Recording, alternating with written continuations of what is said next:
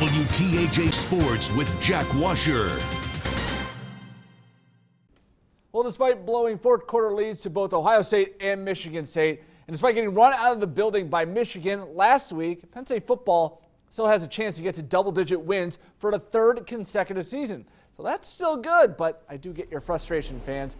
To Beaver Stadium we go. Penn State hosting Wisconsin, trying to get back to their winning ways on Wisconsin's opening drive. Well, this guy, he leads the country in rushing yards. That's Jonathan Taylor, who goes right up the gut, 71-yard touchdown, and Wisconsin takes a 7-0 lead.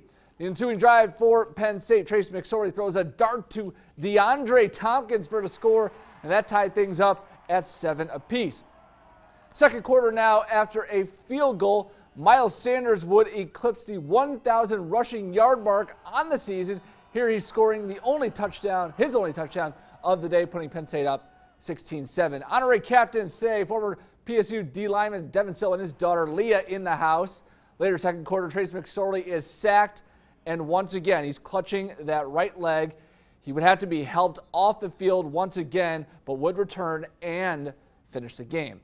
The second half did not have a lot of scoring. Jake Pinniger would add 2 more field goals for the Nittany Lions as Penn State up 22-10 now. Fourth quarter, Wisconsin trying to pull off a comeback, but Nick Scott says no. Grabs the interception with 34 seconds left as Penn State goes on to win 22-10, now 7-3 on the year. Peter Terpstra, what's it all mean? The scraps are all that's left here on a windy day at Beaver Stadium. The last 3 games, Penn State has gone head-to-head with Big Ten power football, and today the Nittany Lions sent the Badgers home whimpering to Wisconsin. I got to work on my ball security. I'm going to work with the running backs today. Next week. The Penn State defense put together 5 sacks today. 2 for Wisconsin native Robert Windsor and 2 for Sharif Miller. Going against an offensive line like that, team like that, and be able to handle them and make plays like sacks and TFLs, it's a huge confidence booster. Plus, you had senior safety Nick Scott snatching a late interception for the second straight game at home. I took about 3 steps because I saw that green, and I didn't want to risk anything, so I just got down and let our offense finish it off. So much for Wisconsin-powered football. Penn State's Miles Sanders had 159 yards on the day, giving him more than 1,000 on the season. Oh, and 2 hurdles. It's something that I feel really good about. Thanks to the O-line. Gotta thank those.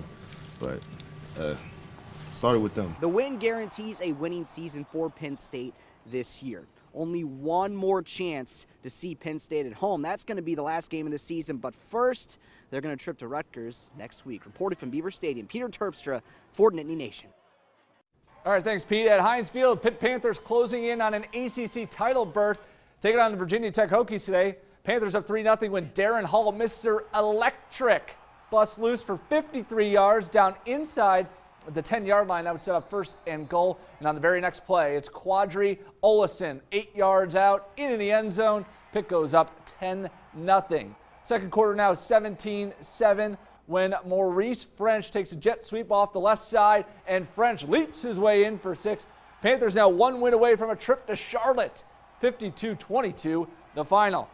In black and gold country, Adam Schefter reported today that Steelers running back Le'Veon Bell is not expected to report for his Tuesday deadline to sign his franchise tag. Now, should Bell not show, he will be ruled ineligible for the upcoming season. However, right now, I don't think the Steelers miss him that much. Hey, friend. What are you doing here? What do we got right now?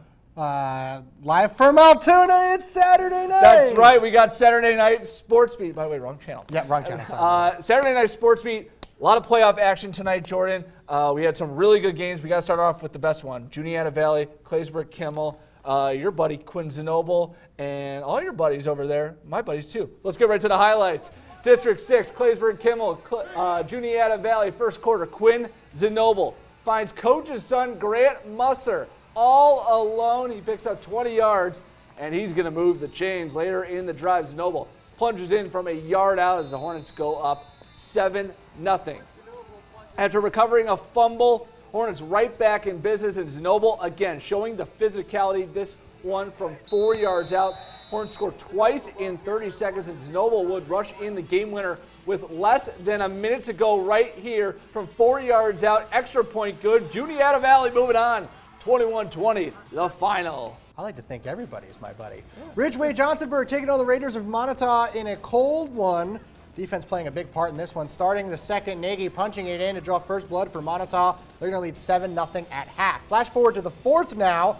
Elkers need to answer. Gabe Watts takes it to the outside and in for the score. 2-point conversion makes it 8-7 with under 8 to play. Defensive stance would get Jake Wickett, would set up Jake Wickett in for the Elkers score. With just 2 minutes remaining, an onside kick recover would allow them to run the clock down, leaving the Warriors with one last heave. It's intercepted by Colby Wells, sealing the deal for the Elkers. They win it 15-7. At Mansion Park, Bishop Guilfoyle battling Homer Center.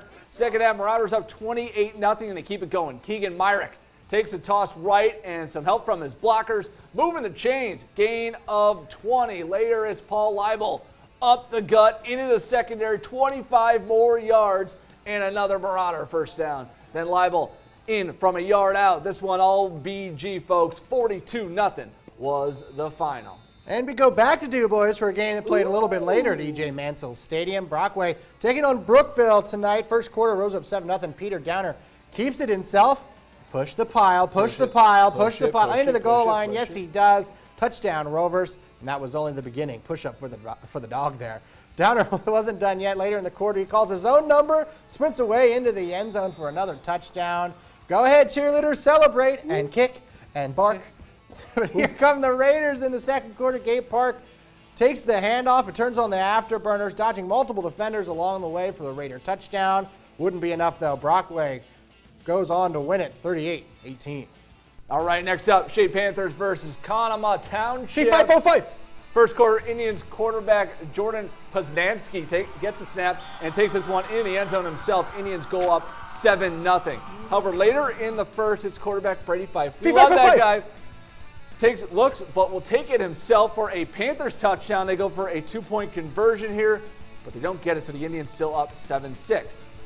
Second quarter now, Fife connects with Vincent Fyock, who gets past the Indians and dives for the touchdown as the Panthers win this one big, 36-14. Next, we have the Ligonier Valley Rams against the Bellwood Annis Blue Devils. Beginning of the third quarter, Rams lead 21-0. Quarterback Sean Wolf for the Blue Devils fakes a handoff. He takes it to the 30, the 20, the 10, all the way for the touchdown for the Blue Devils. Late in the third, Rams quarterback John Caldwell heads to the one side. Going to go back that side. Shuffles around. Finds Cage Dowden in the end zone for the Rams touchdown. You got to find your buddy when you're in trouble. End of the fourth quarter, Sam Sheeter hands it off to Kyrie Miller, who goes in the end zone easily. Rams win it 34-7. All right, one score to report. The Porter's Mustangs season ends tonight as they fall to United by a final score of 28-22. Angela Vademia and the Mercyhurst Prep Lady Lakers, defending state champs, taking on Bedford in a rematch of last year's state semifinal. 7 minutes to play. Mercyhurst's Caitlin Neidinger gets loose and gets off a shot, but it's saved by keeper Lindsay Maury. A short time later, Vademia on the break, but Bailey Donaldson chases her down. This one goes to overtime. Bedford gets it to Amber Thomas, a senior, goes one-on-one with Jillian Ball, turns and fires and scores the game winner. Bedford beats Mercyhurst Preps 2-1 in overtime. They'll play South Park in Tuesday's state semifinals. We gotta end it. That was with so an overtime exciting. winner. Just yes! Your 10-day coming up after the break.